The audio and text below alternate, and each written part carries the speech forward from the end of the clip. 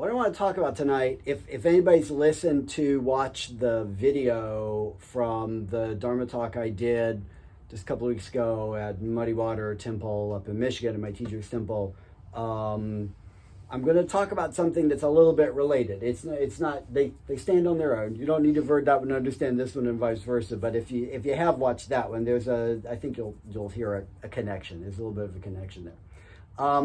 I've been thinking about, since this place opened, the kind of talks I've been talking about, the things I've been focusing on. I've spent a lot of time talking about suffering.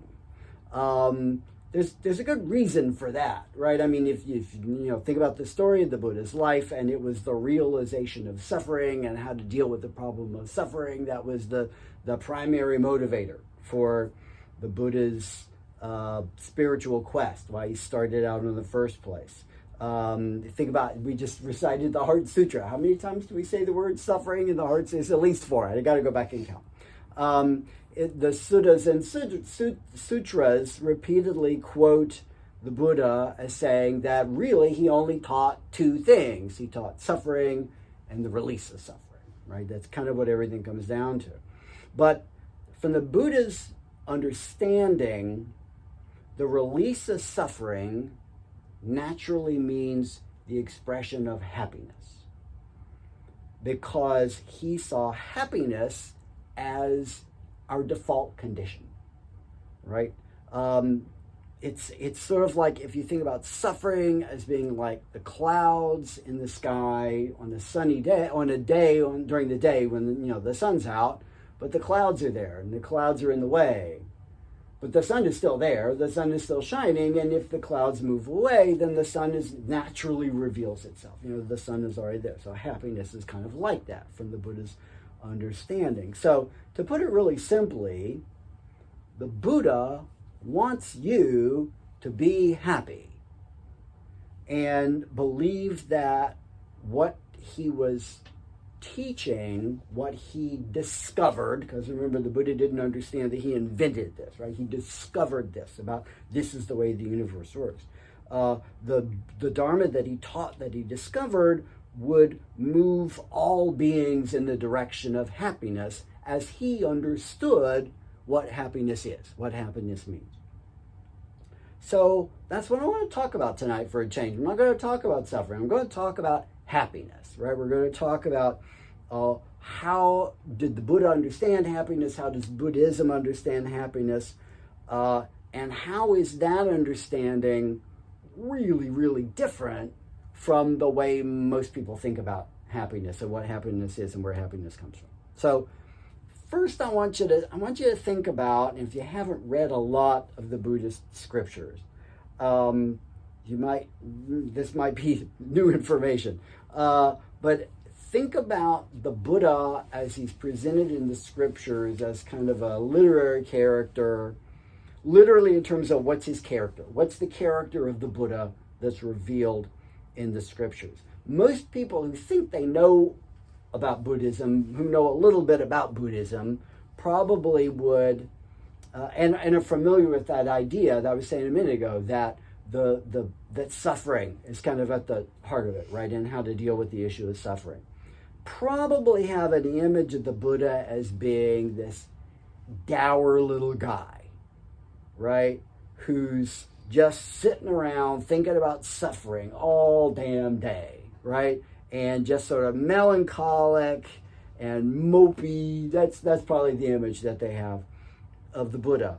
But if you read the scriptures, if you read the traditional stories about the Buddha, that ain't it, right? That's not the way he comes across in the scriptures. The first word that comes to my mind to think about his demeanor is contented, right? The Buddha just always seems to be contented. He's always described, when there's a sort of a physical description, he's always described as smiling, right? Not a big, stupid Joker from the comic books, Jim Carrey grin, right? Not just a smile. Soft, gentle, calm smile. Contented smile. Soft, right? After his enlightenment experience, the Buddha comes across in the scriptures as someone who's just kind of fundamentally okay with things, right? Even if there's some of the stories in the suttas and sutras that describe some pretty extreme things. His cousin's trying to fragment the sangha. His cousin's trying to get him killed by an elephant. He's in the midst of like negotiating with kings to try to stop a war. But he's always smiling, right? He always just seems to be contented and satisfied, even in terms of his own life, dealing with his own aging and illness and bad back and all, contented, smiling, satisfied. Just recently, I learned something interesting just recently that I didn't know about the Pali Suttas, the Pali Canon, the big fat books up there on the bookshelf, right? If you read those books in the original language, if you read those books in Pali, which I can't read, unfortunately, but if you read them in the original language, apparently there's a lot of puns. There's a lot of word play. There's a lot of little jokes that are in the text. Now, when the text gets translated into English, almost all that's going to be gone, right? Because like puns kind of only work in the language in which the pun originates, and you turn it into another language and the pun just gets lost. So unfortunately, that aspect of his sense of humor kind of doesn't come through, right, when you read in translation. Let me give you just kind of one example. This is what I think is maybe this is the funniest one from the stuff I've found out about it, and maybe the snarkiest. This one's a little bit snarky. The Aganya Sutta, which is in the Digha Nikaya, has this conversation between the Buddha and a monk. And this monk is a member of the Brahmin caste, the priestly caste in India. And this monk is telling the Buddha about these horrible things that other Brahmins have been saying to him and about him since he became a Buddhist. Just like this horrible stuff. And at one point, in sort of responding to this, the Buddha makes a joke out of the word for a Brahmin student, which is ajayaka, because that word is almost the same as the word for they don't meditate, which is ajayaka. When you see it written in Roman characters, the only difference is that one word has two J's and the other word has one J. And that's the only difference between these two words. So Brahmin student, they don't meditate. So that's a little bit of a snarky little dig there that the Buddha got across. Part of the inspiration for this talk about happiness is I'm in the midst of reading a book right now that just came out not long ago. It's called The Jhanas. It's written by a woman named Shayla Catherine. For this to make sense, I probably need to explain the title of the book. The word jhana in Pali, which is the language in which the oldest scriptures are written and the scriptures that are used in the kind of the southern parts of Asia as the canon of the scriptures. The word jhana is the Pali word for meditation. And Sanskrit, which is the language of the Mahayana scriptures that are more what our lineage tends to use more, like the Heart Sutra we read earlier, were written in Sanskrit originally. The Sanskrit equivalent word is dhyana, so jhana and dhyana. When Buddhism went to China, the Chinese version of the word is channa, and I'm not sure why, but they shortened it, so it then became chan. And when then Buddhism went to Korea from China, that turned into the word Son, so that's the lineage that I'm in, Son Buddhism. And in Japan, it was Zen, in other words, Zen, right? And in Vietnam, it's Tien, right? So all these words mean Tien, Zen, Son, Chan, Channa, Dhyana, Jhana. They all mean meditation. Right? So that's what we're talking about. We're talking about meditation. So what she does in this book, she's describing, part of the book, she's describing what meditative states are like. What's the experience of being in a jhana, of being in a meditative state?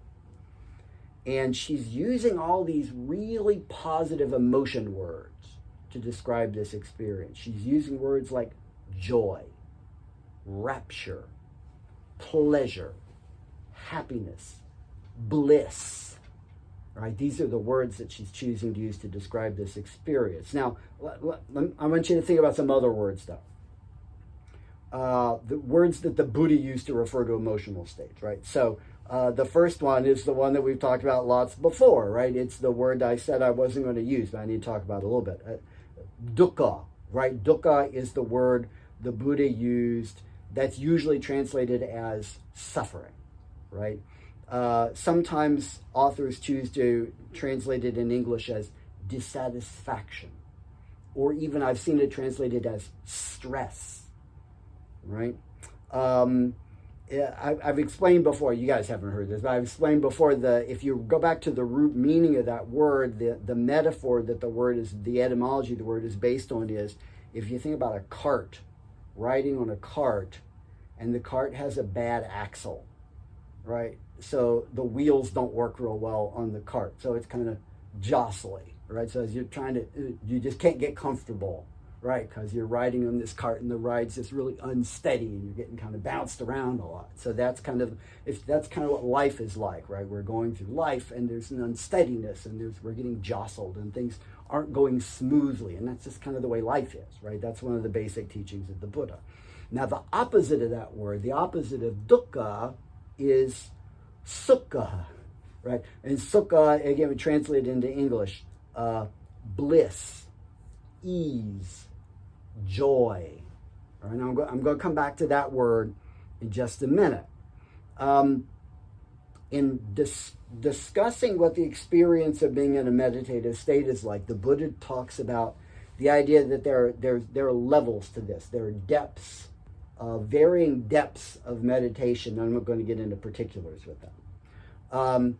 Emotionally, though, the shallowest level of meditative state, he associates with the word he uses is priti or piti, which means joy, transporting rapture, a feeling of an all-pervading sense of hope, happiness, right?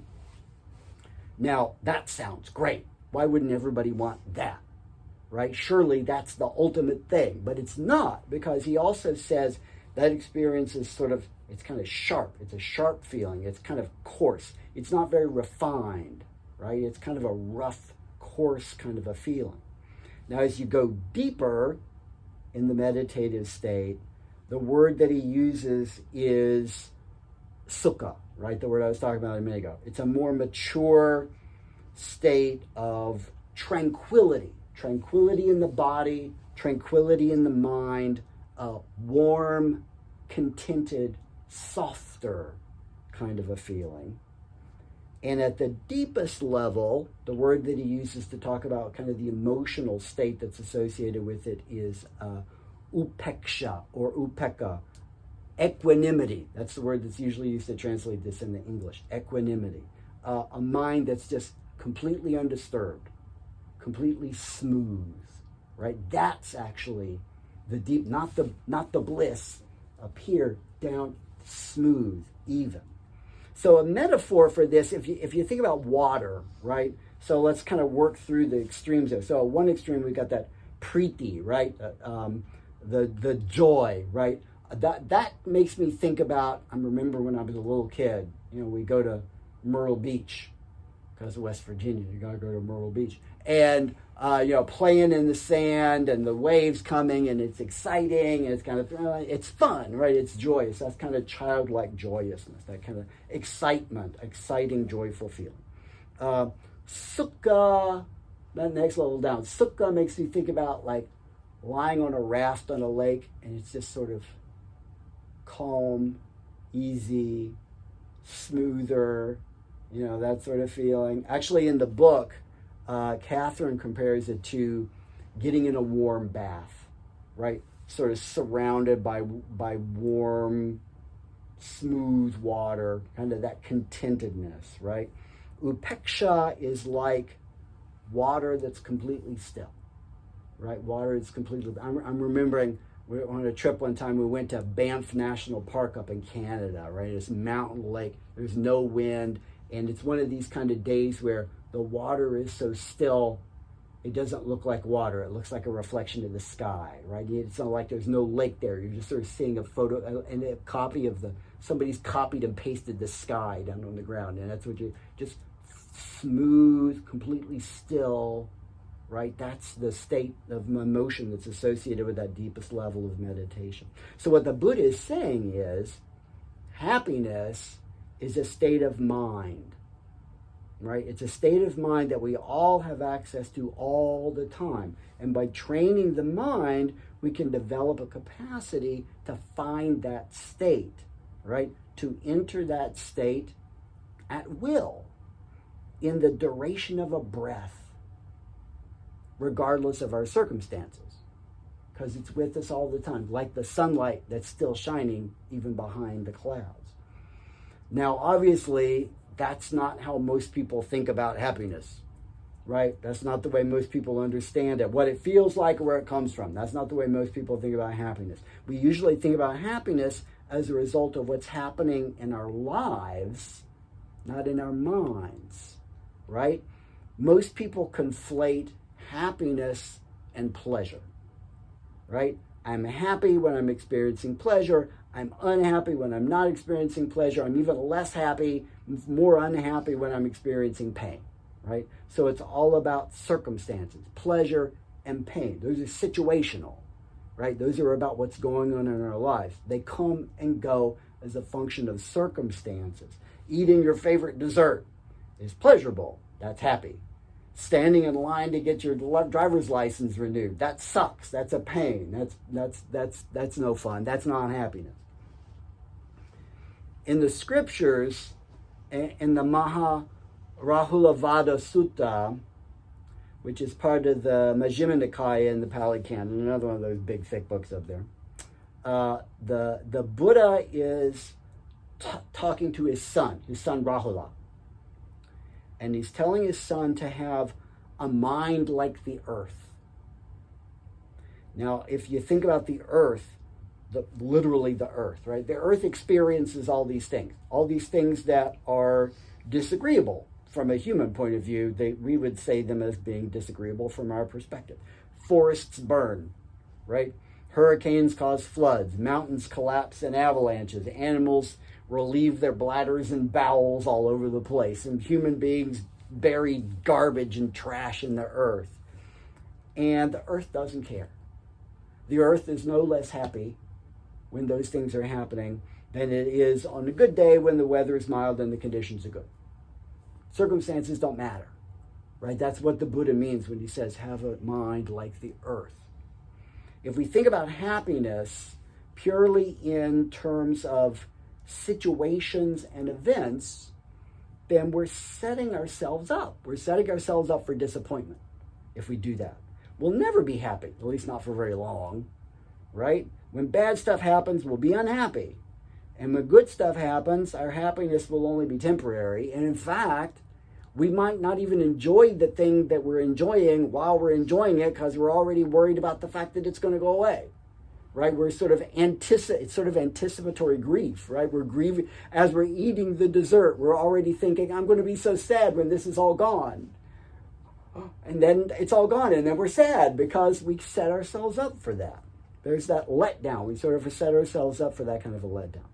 If we realize that circumstances are impermanent, circumstances are unpredictable, circumstances are unreliable, then clearly it's foolish thinking to depend on that stuff as the source of satisfaction and happiness in our lives. But if we think about happiness as something that we have, right? It's something that's inside of us. It's not something that comes from the outside and happens to us. Then we won't experience so much emotional turmoil as a result of circumstances, because the capacity for happiness is with us all the time. If think about happiness like your warmth, like your body heat, right? Your body makes warmth all the time. Doesn't matter what's going on the outside, right? Your body makes warmth all the time. If it's warm, if it's cold, your body's still making warmth. Think about happiness as being sort of like that. Happiness is something you make. Happiness is something that you have. Rather than being something that happens to you. And if you think about it that way, then you can have that all the time. You can have that happiness all the time, whether circumstances are desirable or undesirable. Now, everybody would prefer to have desirable circumstances, right? But if we attach our happiness to requiring desirable circumstances, we're not going to be very happy very often. So again, the radical claim of the Buddha's teaching here is that we can be happy regardless. We have a capacity for happiness regardless of circumstances. I hope that on the path of dharma, on this journey that you're on, especially in terms of your practice, that these things are helping you to develop a capacity, to find that place in your mind where that happiness comes from, where your sunlight comes from.